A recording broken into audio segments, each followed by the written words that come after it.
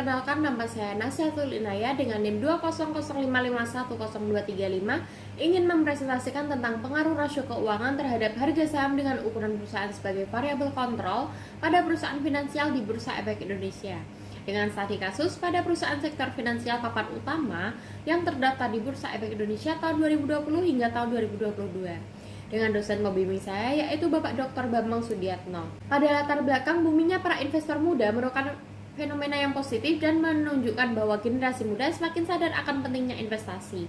Berbagai platform investasi online dan aplikasi edukasi keuangan bermunculan, sehingga membuat para investor tertarik untuk belajar dan memulai investasi. Salah satu sektor usaha dengan nilai transaksi tertinggi yang terdaftar di Bursa Efek Indonesia adalah sektor keuangan, dengan nilai transaksi pada sektor keuangan di pasar modal mencapai sekitar 260 miliar pada periode tahun 2023. Harga saham dipengaruhi oleh beberapa faktor, salah satunya rasio keuangan. Rasio keuangan dalam penelitian ini meliputi return on equity, debt to equity ratio, earning per share, dan price earning ratio. Peneliti memilih rasio keuangan tersebut karena rasio tersebut dapat diakses secara langsung oleh para investor melalui laporan keuangan tahunan pada website perusahaan.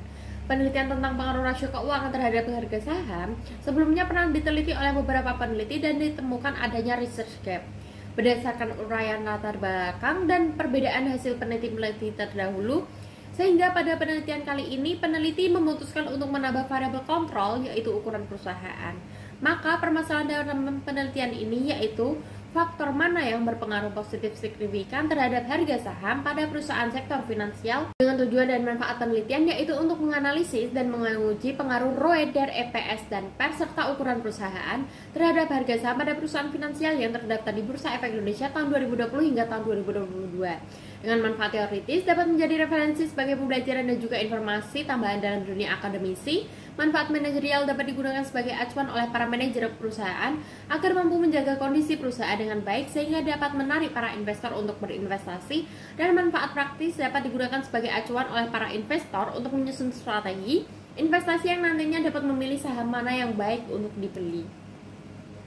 Dan metode penelitian yaitu pada penelitian ini peneliti menggunakan teknik non-probability sampling yaitu purposive sampling dengan jenis data yang digunakan dalam penelitian yaitu kuantitatif dan sumber data berasal dari sekunder, yaitu diperoleh dari laporan keuangan perusahaan sektor finansial yang terdaftar di BEI.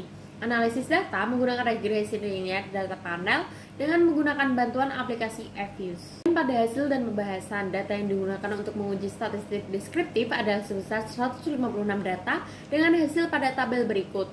Nilai rata-rata tertinggi yaitu EPS sebesar 140,80 rupiah per lembar saham, sedangkan nilai rata-rata terendah yaitu PER sebesar 0,73 kali. Pada uji normalitas, data terdistribusi normal, dan pada uji heteroskedastisitas, data tidak terjadi masalah heteroskedastisitas dalam penelitian kali ini. Pada uji multikolinearitas dan uji autokorelasi didapatkan hasil bahwa tidak terjadi multikolinearitas maupun autokorelasi pada penelitian kali ini. Sedangkan untuk pemilihan model regresi, pada uji Chow diketahui bahwa FEM lebih tepat dibandingkan dengan CHEM. Pada uji Hausman diketahui bahwa FEM lebih tepat dibandingkan dengan REM, dan pada uji Lack Random Multiplier diketahui bahwa REM lebih tepat daripada CHEM. Oleh karena itu, model regresi yang terpilih adalah FEM dengan persamaan regresi sebagai berikut. Dari persamaan regresi tersebut dapat diinterpretasikan sebagai koefisien ROE, DER, dan PER bertanda negatif sehingga ketika nilainya meningkat maka harga saham akan turun. Dan koefisien EPS dan ukuran perusahaan bertanda positif sehingga ketika nilainya meningkat maka harga saham akan naik. Koefisien determinasi diketahui bahwa rasio keuangan mempengaruhi harga saham sebesar 91,96%, sedangkan sisanya sebesar 8,04% dipengaruhi oleh faktor lainnya. Dan pada uji F diketahui bahwa model regresi tersebut layak untuk digunakan. Pada uji T didapatkan hasil bahwa hipotesis yang pertama ditolak karena nyatanya ROE berpengaruh negatif signifikan terhadap harga saham.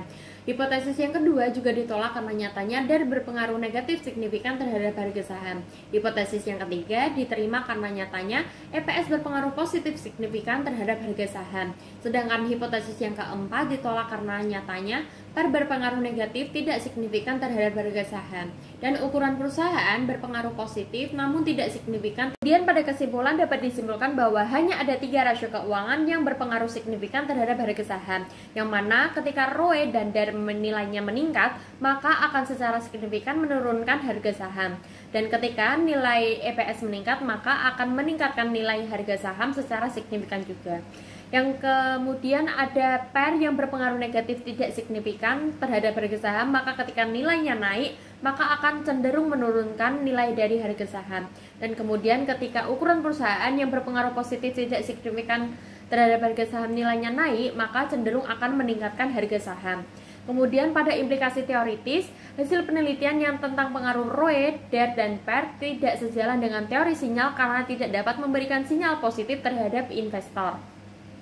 Kemudian pengaruh DER juga tidak sejalan dengan teori model trade-off karena DER yang tinggi nyatanya tidak mengoptimalkan struktur modal.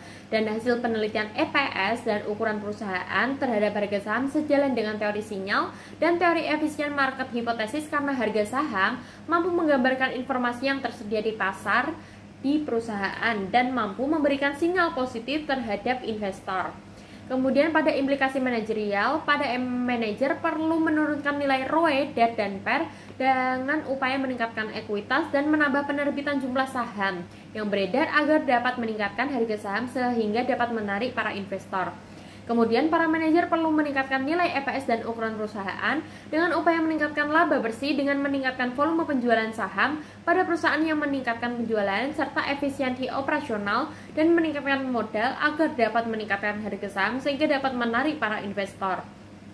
Serta implikasi praktis, para investor diharapkan dapat melakukan analisis terhadap rasio keuangan perusahaan agar dapat mengetahui tinggi rendahnya rasio keuangan tersebut pada perusahaan. Para investor dapat melakukan upaya memilih perusahaan dengan nilai ROE, DER, dan PER yang rendah, namun EPS dan ukuran perusahaan tinggi agar nantinya harga saham meningkat dan dapat menguntungkan pada investor untuk kedepannya.